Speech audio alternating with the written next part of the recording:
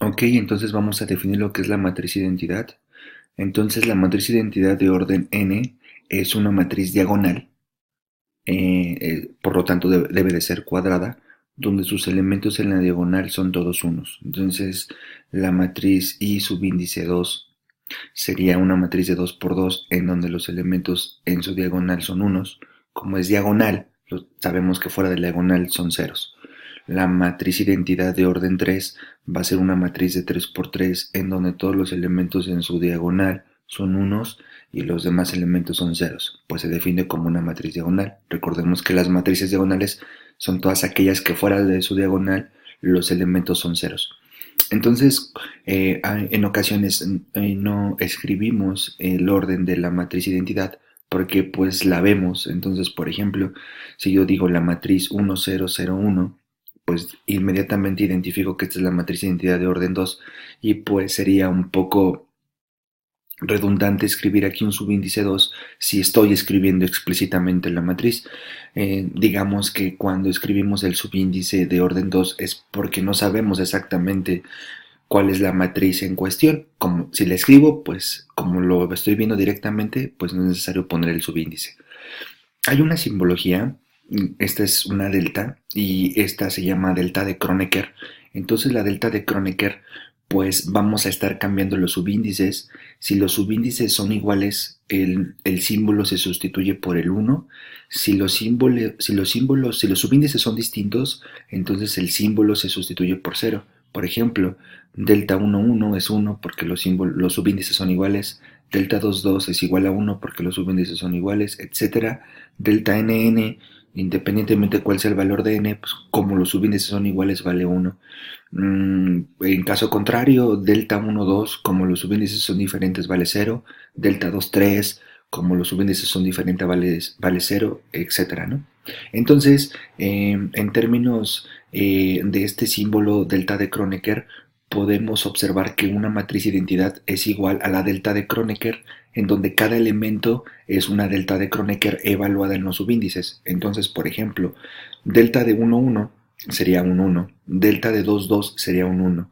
Exactamente en la forma en que se define la delta de Kronecker, esto ocasiona que los elementos que sean 1 2 3 es decir, los que estén en la diagonal tengan valor 1, y los elementos 1 2 3 que estén fuera de la diagonal tendrán el valor de 0. Entonces es una manera compacta de escribir a la identidad. Vamos a operar con la identidad en el siguiente ejemplo. Observemos que A es una matriz de 2 por 2 y vamos a tomar a la identidad de orden 2. Aquí hago explícito que es de orden 2, pero aquí se está viendo que es la matriz identidad de orden 2 y vamos a multiplicar. El producto se puede realizar entre A e I2 porque esta matriz es de 2 por 2, esta matriz es de 2 por 2. Los tamaños intermedios coinciden, por lo tanto el resultado es igual a una matriz en donde el tamaño son los extremos de los tamaños de cada matriz, es decir, el resultado también es de 2 por 2. Vamos a tomar esta fila y multiplicamos por esta columna, entonces sería fila por columna. Como este es un 0, pues solo sobrevive el 1, aquí está. Fila por columna, como este es un 0, solo sobrevive el 2 y aquí lo escribimos. Fila por columna, como este es un 0, sobrevive el 3 y fila por columna, como este es un 0, solo sobrevive el 4. Y como observamos, A por la matriz identidad de orden 2, pues es exactamente la matriz A. De ahí viene el nombre de la matriz identidad. Esta matriz A, cuando la multiplico por la matriz identidad del tamaño correspondiente, pues resulta ser que A queda inalterada. De la misma forma, si yo intento hacer el producto de la identidad por A, recordemos que en principio la, no hay conmutatividad en las matrices. Entonces, si yo cambio el orden, el producto se puede realizar porque los tamaños son adecuados y si hago el producto, nuevamente me da la matriz A. Es decir, multiplicar una matriz por la identidad del tamaño correspondiente del lado derecho o del lado izquierdo, pues la matriz queda inalterada. Entonces tenemos como nota ese resultado, ¿no? Si una matriz es cuadrada, pues no importa si multiplicas a la matriz A por la identidad del lado izquierdo o por la identidad del lado derecho, el resultado deja a la matriz A inalterada. De ahí el nombre de matriz identidad. Si la matriz es de n por m, pues si multiplicas a A del lado izquierdo por la matriz identidad de orden n, esto es para que los tamaños sean adecuados, y si la multiplicas por el lado derecho por la matriz de identidad de orden M, esto es para que los tamaños sean adecuados, porque en el inciso 2 no estamos pensando que la matriz es cuadrada, pues la matriz queda inalterada. ¿Ok? Entonces vamos a dar dos definiciones para terminar con esta sección y un resultado sobre la multiplicación de la matriz y las propiedades de la matriz de identidad.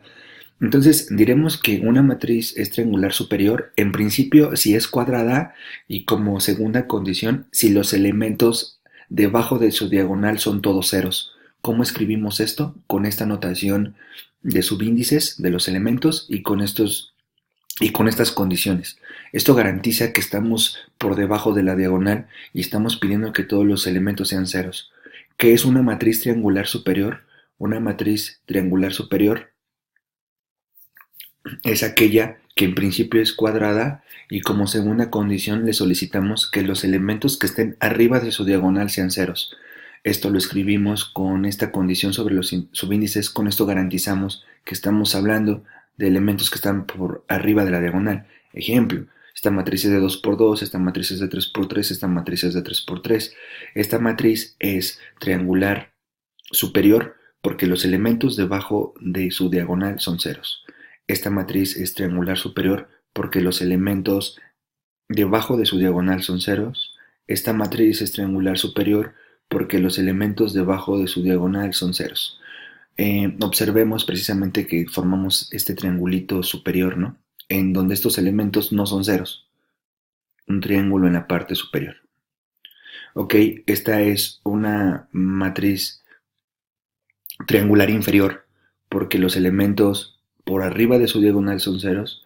Esta es una matriz triangular inferior porque los elementos debajo de su diagonal, por arriba de su diagonal son ceros. Esta es una matriz triangular inferior porque los elementos por arriba de su diagonal son ceros. Observemos que tenemos un triángulo en la parte inferior. ¿Ok? Bueno, como último, estos solamente son nombres que les damos a las matrices. Y ahora sí, como último, tenemos algunas propiedades del producto de las matrices. Entonces el producto de A por B por C es igual a A por B por C, es decir, podemos hacer el producto de las dos matrices que decidamos y después ese resultado multiplicar por la tercera matriz, siempre y cuando los tamaños coincidan, ¿no? Entonces aquí en estas condiciones estamos escribiendo tamaños de tal forma que estas operaciones son posibles. Tenemos distributividad si vamos a sumar dos matrices y luego las vamos a multiplicar por la matriz A, siempre y cuando los tamaños sean adecuados. Entonces eso es equivalente a multiplicar A por la primera matriz, luego A por la segunda matriz. Observemos que hay que respetar el lado en donde está multiplicando la matriz A, porque si conmutamos posiblemente no se pueda realizar el producto. Entonces es importante aquí saber si multiplicas por el lado izquierdo o por el lado derecho. Entonces sumar y multiplicar es equivalente a multiplicar y después sumar, siempre y cuando los tamaños satisfagan las condiciones. Multiplicar una matriz por la identidad del tamaño correspondiente para que se pueda realizar la multiplicación deja inalterada a la matriz, ya sea por el lado izquierdo o por el lado derecho. Si la matriz es cuadrada, entonces la matriz de identidad es del mismo orden. Si la matriz B no es cuadrada, entonces hay que multiplicar por el tamaño adecuado y eso deja inalterada a la matriz B. Si vamos a multiplicar un número por la multiplicación de dos matrices, es equivalente a que tomemos el número y lo multipliquemos por la matriz A. Recordemos que esto es el número por cada componente de la matriz y ese resultado por la matriz B, pero eso también es equivalente a que primero multipliquemos el número por la matriz B y luego ese resultado por la matriz A. Y bueno, hasta aquí dejamos estos conceptos sobre matrices.